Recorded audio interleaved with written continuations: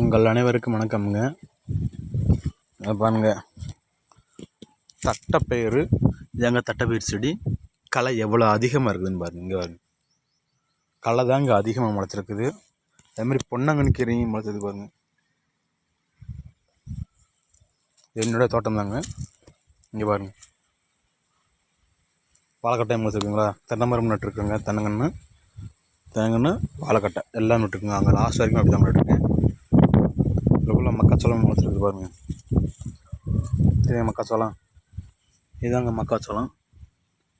இது தட்டைப்பயிறுங்க. தெரியுங்களா தட்டைப்பயிறு, இது தட்டைப்பயிறு, இது மக்காச்சோளமுங்க. இந்த வாழை மரம் ஃபுல்லாக என்னது தாங்க. சரிங்களா, இந்த வாழை மரம் பூரா என்னது தான், தென்னை மரமும் என்னது தான். அங்கே வரைக்குமே இருக்குதுங்க. போரும் போட்டிருக்கோமுங்க பாருங்க.